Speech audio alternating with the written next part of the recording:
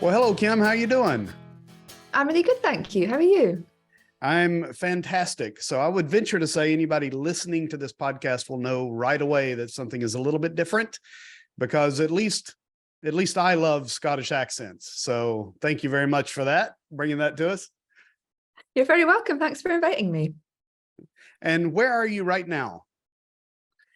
I am based in the sort of northeast of Scotland, in between Inverness and Aberdeen. So yes, a lovely area called Murray. That's where I stay at the moment. So yes. That's I've actually been to Inverness and where went up through to Loch Ness and then Inverness and then down into Edinburgh.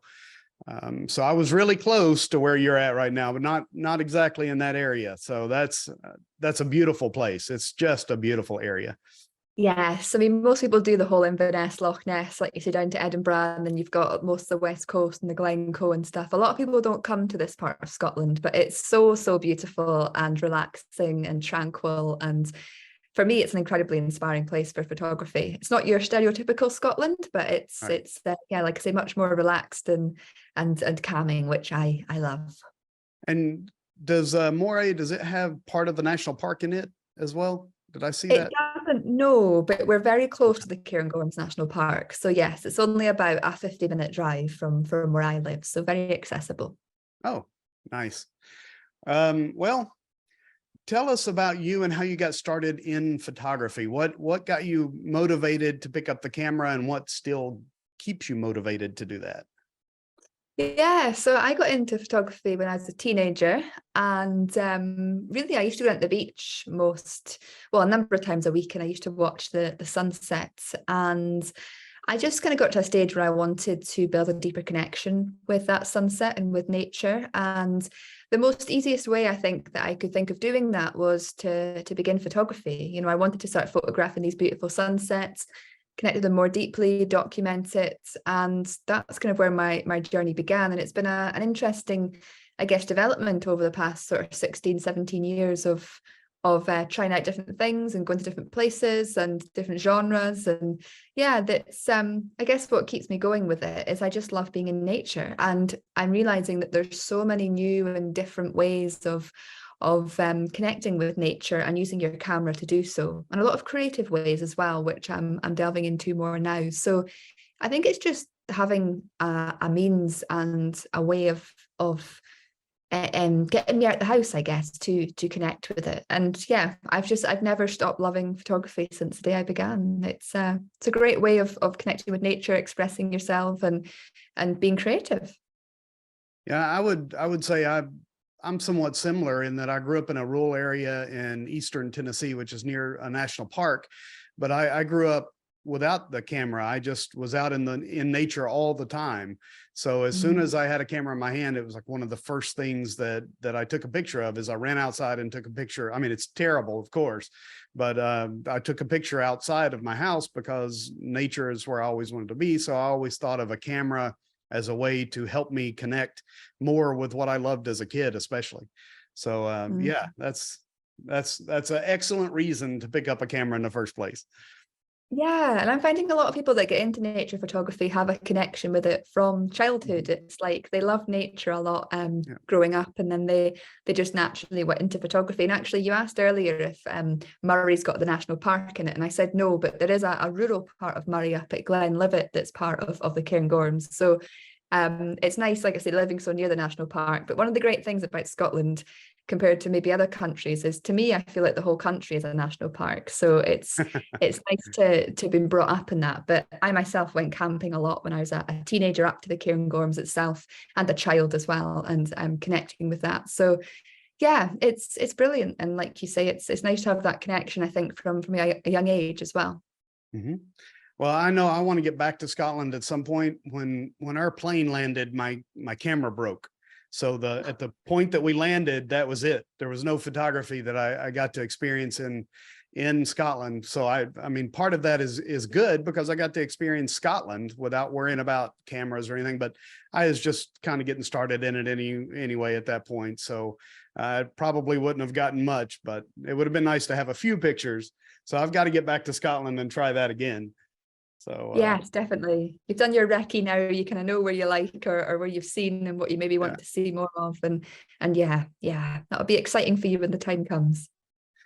So you have a website called Visualizing Scotland, and it's all based on workshops and Photographic Connections podcast and mentorships. And I looked this morning, and you're over 40,000 people on YouTube, which is that's pretty amazing.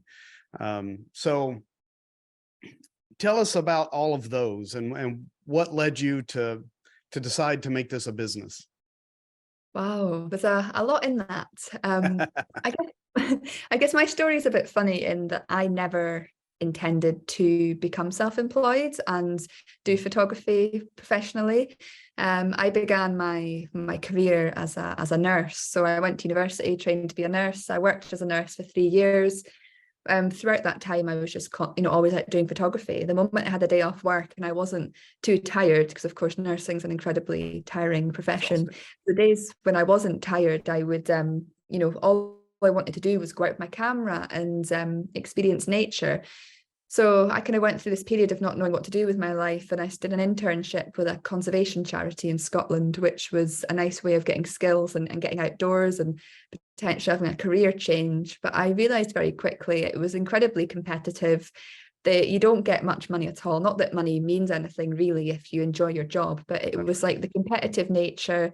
You had to do a lot of seasonal work before you could get anything permanent. You would constantly be moving around contracts in the beginning, and I just kind of realized that it wasn't quite for me. So when that ended, just naturally my YouTube channel was starting to do quite well. I started to trial doing some workshops. I was very fortunate at the time that I had a partner who I was able to live with to allow me to establish my business.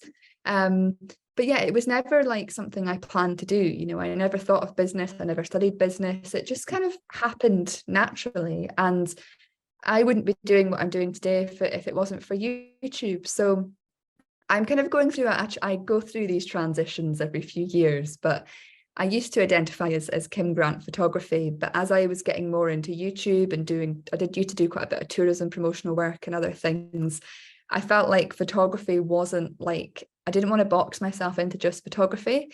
And that's where Visualizing Scotland was birthed, because through that, I did a lot of tourism stuff, traveling around Scotland, some sort of influencer work, which looking back, I didn't really enjoy, but it was a way of earning money back then, mixing it with my photography and my video.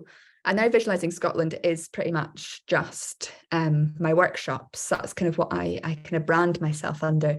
But I am in a position right now where I'm considering whether to go back to Kim Grant photography. It's a funny thing. I think it's I've never really felt comfortable kind of trading under my name. I don't really know why. But equally, I'm starting to see Visualizing Scotland as a box now as well, because it keeps me in Scotland. And as a part of me now that's got this little thing inside of me that wants to do a bit more travel and see more of the world, which I never thought would happen, but it's starting to happen. So that's kind of where that came from. And Photographic Connections, it was birthed 3 months ago. So I wanted to do something more kind of worldwide, because of course all my workshops are in Scotland under Visualizing Scotland, and I wanted to find a way of actually bringing more to my photography and more to other people's lives. So I started to piece together everything I've been through in my own personal life. The fact I used to be a nurse, and well-being and health, and that's very important to me. And trying to bring that together with photography. So Photographic Connections is a new project that's still, I guess, sort of still evolving and growing at the moment. So I've got a weekly podcast where I speak to people, other photographers from around the world, about their connection to photography and how it helps them connect to themselves, nature, and others. And I also have an online community through Photographic Connections where we get together basically and we have weekly catch-ups on Zoom. There's a monthly photography challenge people can take part in, and they post their images on the Facebook group. And I also do a monthly teaching webinar to the members as well in relation to the challenge, to give them stuff to think about. So it's not teaching photography, but it's helping people to use photography as a means to understand themselves better, improve their well-being, and express themselves creatively. And it's a fantastic, I mean, it's only 3 months old, and I mean, so far it's been amazing to connect people together, and there's friendships forming in the group already, which I think is incredible. So yeah, that's quite a long story, but there's a lot there. So I hope that answers your question. It does. And it's through that podcast that I found you initially. I hadn't found you on YouTube until I saw that. The podcast came up and I listened to one of those or watched one of those. And then that's when I discovered your YouTube channel, and then just kept watching and looking at everything. And then I decided to reach out to see if I could get you on this show too. But you know, one thing that I saw through everything that you're talking about is that you're excited about what you do, and you do a lot. It sounds like you're very busy in photography or doing things around that aspect of your life. And you seem so excited about it. And it's infectious when you watch your YouTube videos, when you listen to the podcast. Having you right now on my podcast is, I mean, it's great. It's nice to see somebody so happy is what it is, or excited at least about photography and about what they do. So oh, thank you. I mean, it's been a process for me. I think we all kind of go through that, don't we? And I think when I began photography, I just kind of thought I had to do the traditional routes, you know, of commercial work and all that kind of stuff and prints, and none of that ever worked for me. So it's been a very big process, I guess, over the last 6-7 years of trying to actually work out who am I and what can I bring to the photography world that's really in alignment with me. And yeah, like I said, it's just been a process. But no, I do love what I do. A lot of people, you know, are like, gosh, you must be so busy. And there are times in the year where I am. But I think when you love what you do, it doesn't feel like work. You know, right. I love being out there filming videos. I love speaking to people like yourself. It's great. You know, and there's so much variety. I think that's the key. I think for me, I'm not doing the same thing all the time. So it keeps things fresh and exciting. And I'm constantly meeting and speaking to new people, which I love. You know, it's brilliant. Yeah. With everything that you're doing in photography, and you have a passion for photography, and now it's a business, do you see, is there any conflict between your passion and your business, or do you see it all as one thing? How does that, do you reconcile that? I know for me, when I go take photos, I don't care about what people are going to look at on YouTube, or because I've got a little fledgling YouTube channel that I started, and I go out to take photos. And if I get some video of that, that's great. But I try not to let the business side of it or the YouTube side of it interfere with photography. So for you, do you have an issue with the business and the creative side? Do they fight each other? An interesting question, because it fluctuates. You know, in the beginning, it was completely for fun, so there was no conflict. Then there was a period of time I went through starting to do this professionally and realizing I needed to make a living out of it, and trying things which meant that my love and my creative side of photography kind of was put a bit on the back burner, because I was trying to work out what to do and how to make this into a living. But I really feel in the last 6 months, something massive has shifted for me. There's been just a huge transformation in so many aspects of my life. But now I think starting Photographic Connections, it's also resulted in me slightly changing the content I create on YouTube. I feel like I know now kind of maybe who I am and what I enjoy in my photography work. It's very clear to me now, and I'm able to bring that passion together with I don't know, I don't like using the word business, because I don't feel like I run a business. It's just kind of my work, my enjoyment, you know. So I'm going to get into a stage now of the last 6 months where I've just been enjoying everything, because I think you have to go through that process. And there's a lot of people who do things professionally. There's a famous quote, isn't there, where when you start doing something professionally, you know, you don't enjoy it anymore. It takes the fun out. People say we should always have hobbies. You know, and sometimes making your hobby into a career doesn't always work out and doesn't give you that enjoyment. But I think you do get to a stage where you understand who you are better, and it becomes easier. But of course, there's some months where I might have a number of projects on and things coming in and things it takes away the fun because you're trying to write articles and make YouTube videos and do podcasts and do webinars, and it can, there are times when it does get a lot. But equally, I think that's a lot less for me now than it used to be. There's much more of a balance now. Yeah. And I know for me, when I start getting worried about the business side of it, and you just start thinking about, your government and your lawyers and all of that starts eating away at your creativity. I find that if I just get my camera and go, that's usually all I need to kind of wipe that away. So, yeah, I could see, I'm thrilled for you that you've managed to find a happy place to be and not even consider it a business. And I think that all of us would be better if we could get to that point where we just realize that this is all part of it. Let's just enjoy ourselves. Let's go out. Let's find nature. Let's connect with it. Let's find people that enjoy the same things we do, and just have fun with it. Just be excited to be in nature and photography. And if you get to do business part of it, then that's great too. So yeah, I mean, some people love beautiful. the business part of it, don't they? But Yeah, I guess we're all different. What are your favorite parts of doing this full time? So you do this full time. So what are your favorite parts? Is it setting your own hours? What is it that you love about what you do? I mean, to be fair, it's most things. I think what I love the most is being able to create the life that I want to live. I think, having been a nurse for 3 years and realizing what that did for my health, my well-being, my stress levels, my social life, my creative expression, it sucked so much of that out of me. Now being able to do what I do, as long as I'm organized enough, I know if I have a few days of putting a lot of work in, I can take some time off.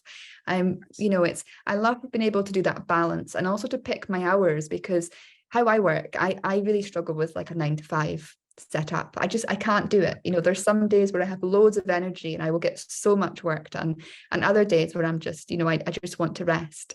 So I think the work hours is a big thing for me, because I'm quite happy, going out during the day and living my life and then working all evening, or sometimes I'll get up early and work in the morning and spend the rest of the day doing other things.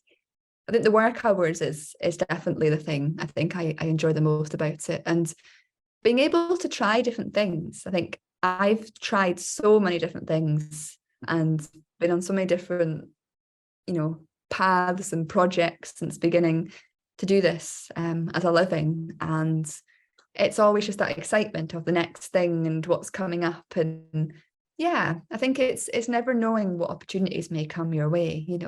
Are you going to get invited to something? Are you going to speak at something? Nice. I think that's the thing I love the most, the spontaneity of it and the work hours. It's really nice to always get someone else's perspective, because that uncertainty would drive some people absolutely crazy. So, not knowing what's around the next corner, not knowing what you're going to get invited to, all that kind of stuff would drive some people nuts. I'm sort of in between. I like some structure. I've got a day job Monday through Friday. And so I'm trying to do the photography on the side, and those are at odds with each other pretty heavy. And for a lot of reason that you were talking about, that the times that you would be most productive, for me, I'm at a day job. So for you, that's the times you're most productive are the times that you get to be productive. And it's, that sounds pretty amazing. So it's exciting for me to see what photography is doing for you and the life that you have. And it's great to see it. I see it on YouTube. It's infectious in your videos. All of your videos, you're happy, you're smiling, you're just having fun doing what you do. And I love it. So that's great. Thank you. Yeah, thank you. I mean, the uncertainty does get to me sometimes, especially when you've got bills and that to pay. You do kind of worry, oh my gosh, what if no work comes in this month? But I don't know, I just believe that life's got a way of working itself out. And I really deeply believe if we follow our passion and our true kind of talents and gifts, that I just feel things just seem to work out. Obviously you have hard times and things, but I try and look for the lessons in that, and also see the opportunity and the fact that I just always think there's always options. If work dries up, where else can you get work? There's always options. So yeah. Yeah. It's for me, back in 2020. So in 2019, I probably had the best year that I've ever had in photography. And I went from Mm, that to $0 because of the pandemic. And so it yeah. shut everything down. I had to close the business, stuff that I'd worked for years and years and years. And that could have been the end of it. But Mm, it's the passion, it's the love, it's that part of it that ended up bringing that back. So, it takes a lot of effort on our parts as creatives to find work and continue to do what we love. And for you being a full-time, I can imagine there are times when you are worried about where that next job is coming from, but you keep looking and you keep at it and you find it, or it finds you. And that's wonderful. It's great. yeah, I think the key really is to have different sources of income. Right. Like there was a time where I was completely reliant on workshops, and if that had been the case during COVID, I wouldn't have, during the pandemic, I wouldn't have had any. I mean, we obviously were. I don't know if you were the same with you guys, but we were lucky in that the government did give people some money. But it's like, I guess I'm at a stage now where I have a number of different streams of income, still not Right. enough to take away that fear and that pressure. And like I say, some months you get more than others. Like at YouTube, for instance, you never know if you're going to get £100 one month or £500. It fluctuates so much. Yeah. But yeah, I think that's the key. I think is not to rely solely on workshops or solely on products or whatever you do. It's trying to find different streams and different ways of sharing your passion and gifts with the world. That's right. Yeah. That's what did it for me, was everything was based on workshops. So when Mm, suddenly the world couldn't travel, I didn't make any money. But again, for me, I have a day job. So the income didn't stop. The flow kept coming in, but the photography side is what took the hit. So yeah. But yeah. Did you what was I going to say? Did through out all of that, was that what stemmed you to want to start YouTube and your podcast? it is the podcast I was doing at the time, but I think once the business fell out, I just, I still went and I took photos, and that was my passion and my love, but I didn't worry about the podcast or starting anything. But I think it was part of when I decided, all right, it's time to come back. It's time to do this again, that I wanted to start the YouTube to try to build something, just as you said, just to have an extra source of income with it.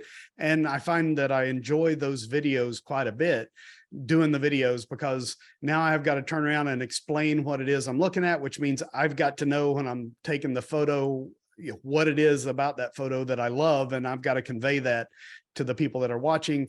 And I just love, I like that people see it, but I Mm, love doing the video because for me, it's just an extra bit of creativity that I get to work with. mm, Sometimes, like I've got one that's dropping today, that was me in the middle of summer in Florida in the middle of the day, trying to take a photo to show that you can get photos, in the middle of the day. You don't have to be back at your house. And that was painful. That was a very painful day. It was, I think we had a feels like of 110 or so. I mean, it was miserable, but I still had a mm, blast doing it. Physically, mm. I was miserable, but it was fun. Anyway, I don't know. Did we get off on a tangent? I can't tell. That's all good. It's fine. All right. So, I was looking at your photography mentorships. I want you to talk a little bit about those. But one phrase that stands out, and I love it, is it helps them find their voice through the art of photography. Can you Mm. talk about that a little bit, your mentorships and what that Yeah. phrase means? So again, I'm revamping my mentorship just now. It was a kind of 4-month thing with occasional people. Some people would book for a one-off call. So I'm revamping that just now to make it more directed, I guess, towards helping people, like you say, find your voice. So basically, photography and YouTube helped me find my voice. Before I began photography and YouTube, I didn't have a voice. Like literally, I didn't have a voice. And I had a lot of issues with my throat in my late Oh, teens and early 20s because I didn't have a way of expressing myself. So photography and videography for me was how like I say, how I find my voice. So I guess because I have that experience with me through photography, it's about helping people, mentoring them, being that kind of companion with them through a journey of at the time, whatever they wanted to learn. So some people would come to me because they just wanted a little bit of advice on their images, a little bit of hints and tips.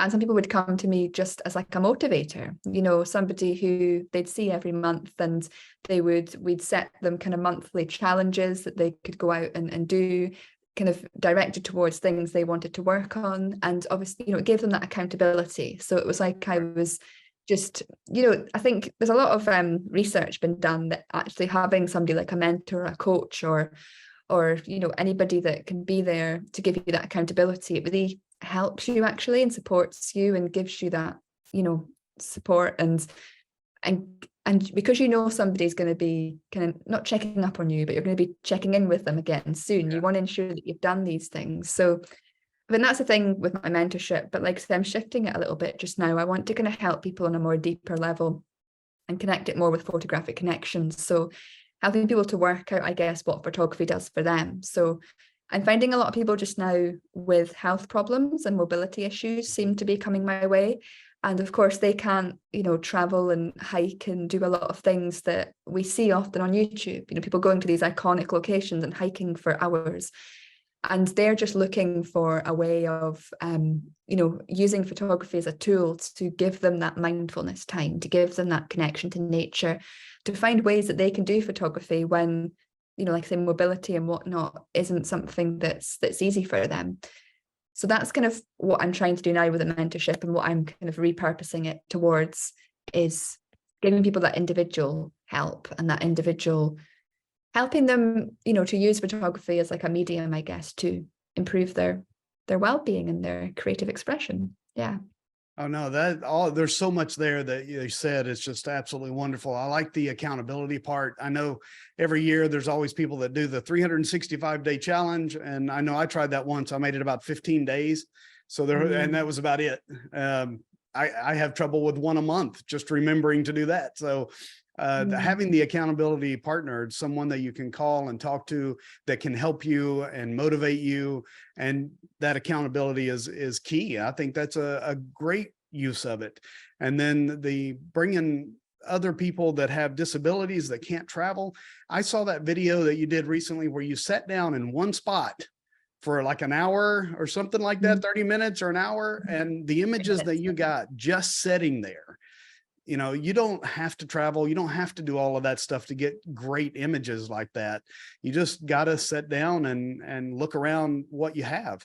And I think that that's beautiful, being able to help people, mentor people, and motivate people to create. I think it's wonderful.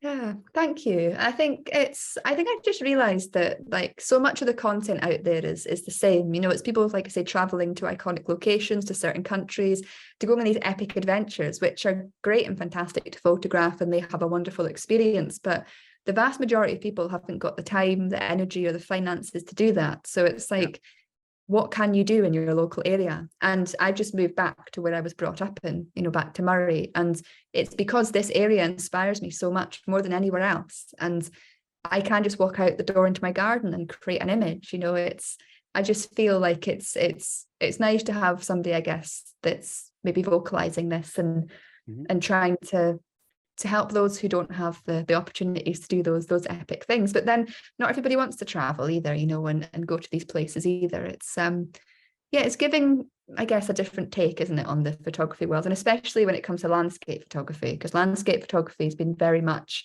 iconic locations, certain weather, certain moods for so many years. But when you branch out into nature photography, it's just the opportunities are endless. All right. Well, we've talked a lot about photography, about mentorships, workshops, about your creativity, about your time in Scotland and what got you motivated. So now we're going to shift, and I'm going to ask about gear. What kind of gear do you use? So I've always used Nikon cameras. So I've got the Nikon Z7 II, which is my main camera. I've also got the Nikon Z6, but I mostly use that for filming now. And I've got a range of lenses. So I use a macro lens a lot at the moment, the Nikkor Z 105mm macro lens. And I love the 100 to 400mm lens as well. I love zooming into nature and zooming into things and getting different perspectives. So yeah, that's pretty much what I use. I do a broad mix of handheld and tripod images as well. I kind of go 50-50 on that. It's more handheld now, though.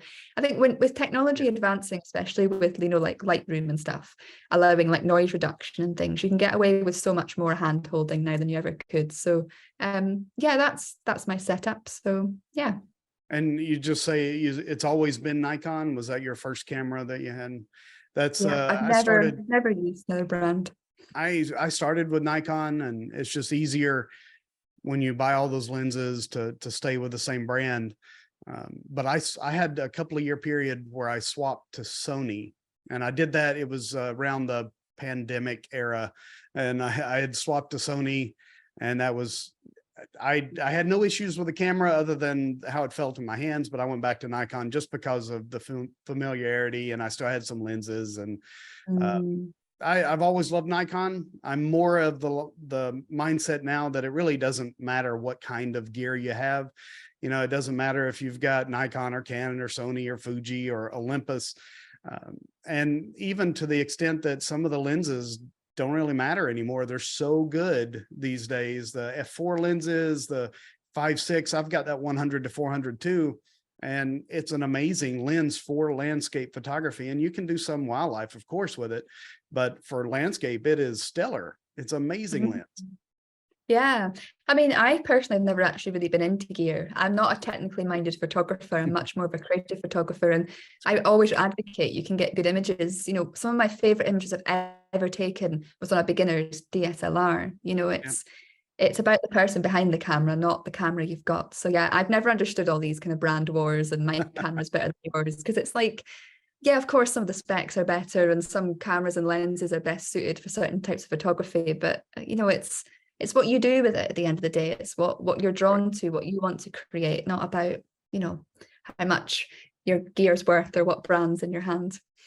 Right. Now, I've always said that if you took two images with two different cameras, you printed them out and put them on the wall, nobody would be able to tell you which camera took which image. And that alone in and of itself should set the tone, but it doesn't.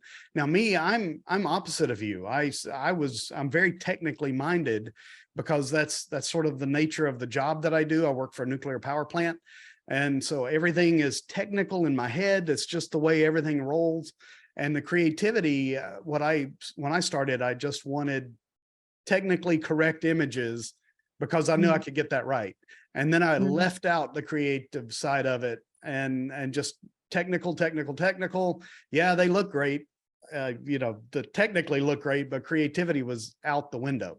And so that's been a fight for me, is the creative fight and the shift from gear, from the technical, to realize that I need as much creativity, if not more, than I need on the technical side of things. And I call it the Jekyll and Hyde photographer, where you've got one side that's all technical, one side that's creative. You actually need both as a whole to be good at photography.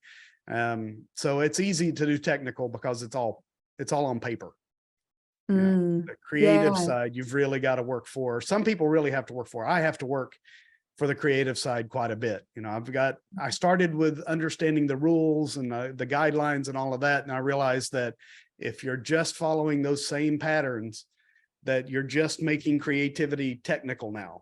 So, that for me has been a long struggle. So it's awesome to hear someone that is creative just by nature. I think that that's fantastic.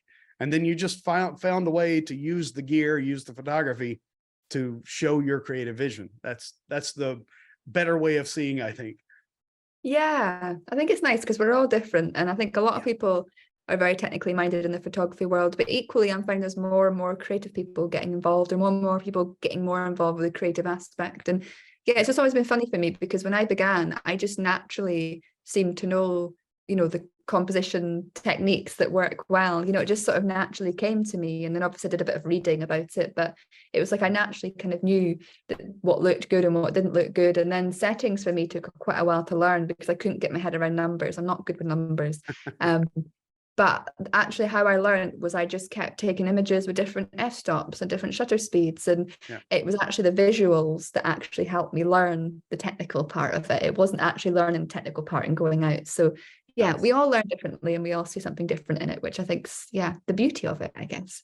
Right. And as a workshop leader, you've got to recognize the individual person may be different than you, and being able to teach them in a way that they can understand. So that's one reason why I love doing workshops, is because you meet so many different people with different ideas and concepts, different ways of learning, and you've got to adapt to all of that. And I find it extremely fun. Yeah, definitely. And I think it's nice as well because you learn a lot from your participants and your That's right. clients as well. That's kind of, what I find. And I love it because I'm not the sort of photographer that takes people into a location and has everybody lined up taking the same image and stuff like that. We go to a location and everybody's given the opportunity to go and photograph what they want to photograph.